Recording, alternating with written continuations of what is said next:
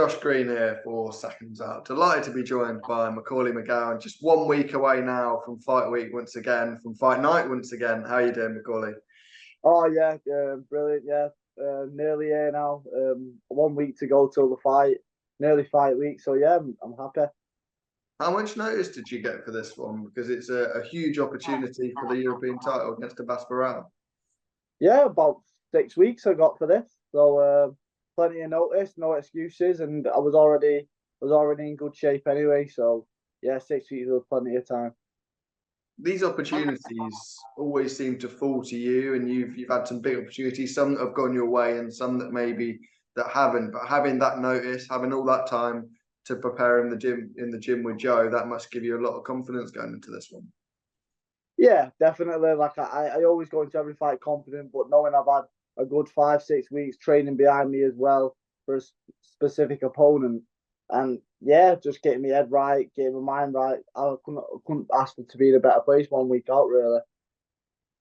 Fighting at super well, I know a lot of your career more recently has been at middleweight and in and around that weight anyway. How are you expecting it to be getting down to the weight? Is it something you're confident with? Yeah, I actually made the weight for one of my fights on like a non-televised show in October, I think it was. Just a bit of a trial run and whatnot, and yeah, everything's fine. I always knew super welterweight would be the weight I'd do well at. Whereas but I never thought I'd get the opportunity. Like middleweight and stuff, I'm always giving away a bit of strength, a bit of size or whatever. But I always thought super welter is the perfect weight for me. And luckily, I got the opportunity, and I thought, wow, couldn't have asked for a better opportunity. Really, a European title in the Northwest at super welterweight. Like, you know, people are like, how's he done that? But I just stay in the gym and I think positive, and yeah, I'm a nice guy. So yeah, good things come to good guys, I think. Why haven't the opportunities come at super welter quite so much? Do you think? I don't know, it's probably because my first, like, I think when I boxed Conway, that was like middleweight, and then I boxed Martinez, that was middleweight. And then I would fight on like your smaller hall shows, probably a bit heavy. So like people think, well, he's not really a light middle. So the opportunities come up middle, and I don't know, they probably see me as like, oh yeah, he's tough in his game, but he's not the biggest. Blah blah blah. I'm a good opponent, but at super welterweight, I think I'm a force to be reckoned with. Really, like I'm a good size, and I've still got all the attributes and stuff. So nah, well, super welterweight's the weight for me, really. What do you make of your opponent, Abass Baraou? He's had a good rise of late, a really big win against Sam Egginton. But what do you think he does well, and maybe some things you can get at? I think I think he's really good. Yeah, I think he's good movement. He controls the fight well. Different tempos. He's fit. He's strong. He's game. Um, what he don't do well, I think he lets his heart rule his head sometimes, and I think he likes to have it. So yeah, that's perfect for me. Are you expecting that to sort of play into the fight at all and then be involved in a bit of a scrap at times? Yeah, I think it's in his nature to want to prove people wrong that he's not just this um, classy amateur coming through, and he's getting everything hand fed. I think he likes to let people know now he's a bit of a dog in there. So yeah, I expect a war, really. I expect a good hard fight. If you win in a week's time, where do you expect your future to lie in terms of weight? Would it be sticking with super welter, or would you be back up to middleweight? No, no, it'd be super welter. Yeah, that'd be a great super welter.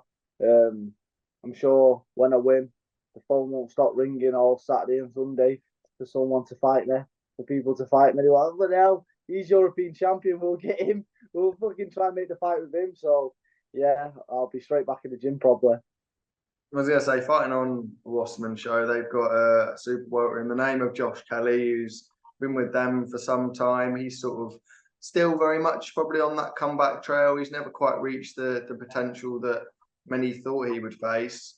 If you come through this and that European title's there, that's a fight that can be made. 100%. Me and Josh were one each as amateurs. I beat one with a bit younger. He beat me one a bit older. But don't let that get in the way of a good story. We're one each, so yeah, why not do it as as a pro. Like at one stage, we were worlds apart. He was this amazing kid coming through, and he was doing this Olympian, and I was just ticking along, doing what I was doing, getting beat, whatever. But here I am now fighting for the European title on his promotion show, and that fight's not so far away now. So yeah, it'd be definitely a fight I'd love to have.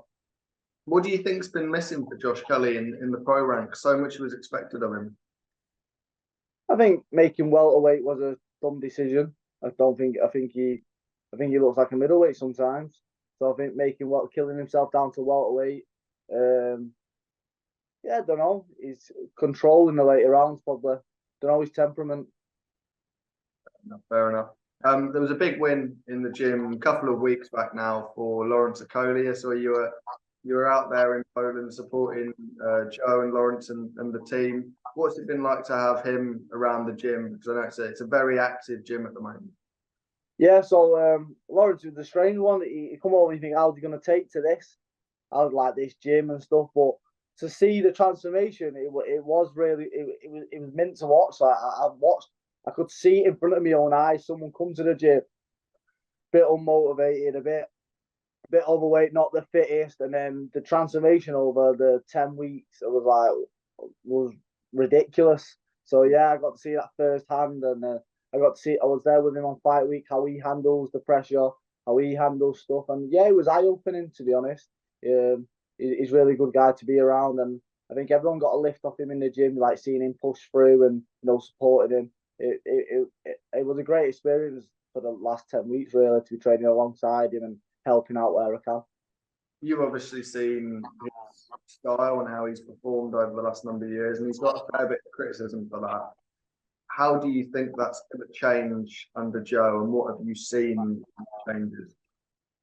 Honestly, I'm probably one of his worst critics. Like, holding this, holding that. Not one of his worst, but I'd give me my opinion. But honestly, I never seen him hold once in the gym. I didn't see any scrappiness.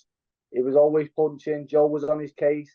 I think he held in fights and it got messy because he was killing himself down to the weight. Everybody trying to reserve energy.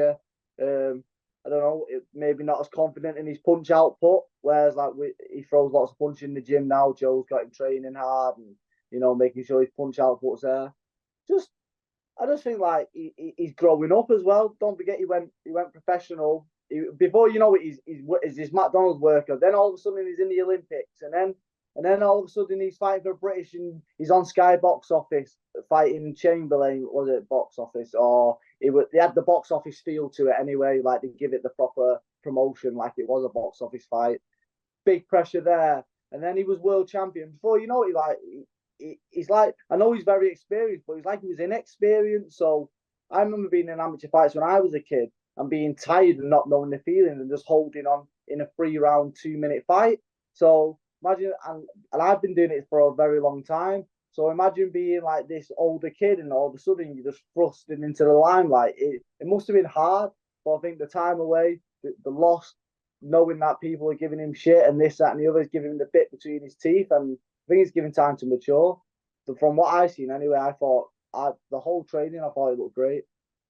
Fair enough. A former opponent of yours in Tyler Denny's in a huge fight for himself, his European title on the line against Felix Cash in a couple of weeks' time now. It's closing in quickly, that one.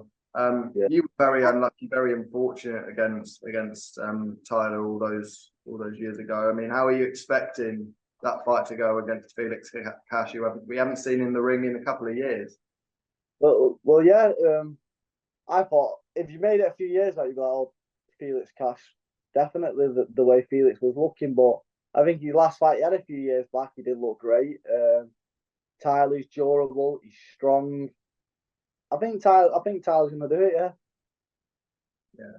I mean, how much can that sort of player and a fighter not being in the ring for so long and inactivity has been a theme really with Felix Cash, hasn't it? Yeah, I think, and he's moved gyms and he's moved around. Has he moved around? I think he has anyway. Yeah, he's at the booth now. Whereas Tyler Denny's happy within himself. He's I don't know, he's got it all together. It's the same team. He's on a good run. He's strong. He's fit. He knows how to grind out a close win. You know, I like I say a few years back, you'd say Felix Cash all day. Even like when the fight's made, you're like, oh, Felix Cash, you know, of course. But then when you look at it a bit deeper, you think, yeah, well, Felix Cash did look great a few years back. But now going into a 6-round, 8-rounder after a few years out plays in your mind. So imagine having a 12-rounder against a really strong kid in Tyler Denny. So I'll be backing Tyler Denny for this one. I hope he does it. Good stuff. Final bit of business. Back to your old middleweight division.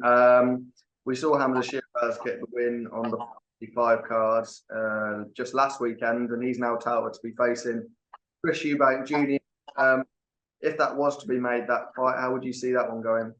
Because I thought he was going to start saying, would I want to fight Hamzah Sheeraz? And I was like, no, I don't think so, mate.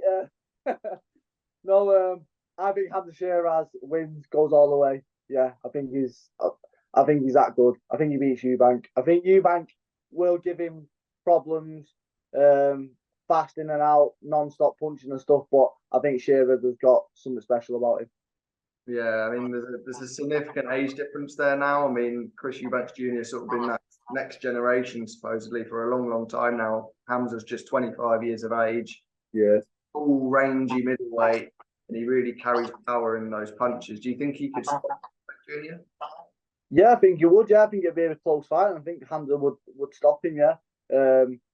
I think Eubank has got like the style to beat a Hamzah Sheeraz. Lots of shots in and out. He'll try and move as well, but I just think Hamzah Sheeraz would break him down. He's getting better with every fight. Hamzah Sheeraz over in America. I think what we're seeing against Bradley Skeet, he was weight drained. He was young still. Not weight drained, not taking anything away from Bradley, but you know the weight. He's a massive middleweight. Never mind light middleweight. So people like go off the fact that Bradley was throwing lots of shots and moving and stuff, and he caused him problems. Would Eubank do the same? Yeah, probably would. But Hamzah Sheeraz is a lot better fighter now. So I think I honestly think Hamzah Sheeraz will be middleweight world champion. Final thing, and the only prediction that matters: what happens next Friday? Macaulay McGowan and Abass Baraou. We're going to be calling me the human highlight reel, and I'm going to win 100% by. I don't know what saying I've got here. I ain't got any sayings, but but yeah, no, I'm going to win 100%. Yeah, win. Yeah, win. Good stuff, Macaulay. Really appreciate it, mate, and yeah, best of luck next week. No, thank you very much. Thanks for your time, and thanks for doing the interview this early.